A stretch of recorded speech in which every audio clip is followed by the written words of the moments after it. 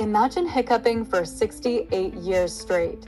That's exactly what happened to Charles Osborne, who started hiccuping in 1922 and didn't stop until 1990. Can you believe it? 68 years of non-stop hiccups. It's said that his hiccups began after he fell while attempting to weigh a hog on his farm. Doctors couldn't find a cure, and poor Charles hiccuped around 40 times per minute. Despite the constant hiccuping, he lived a relatively normal life. His hiccups finally stopped on their own, just as mysteriously as they began.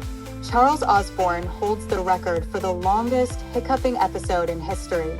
So, next time you have a case of the hiccups, just remember Charles and be grateful it's not lasting 68 years.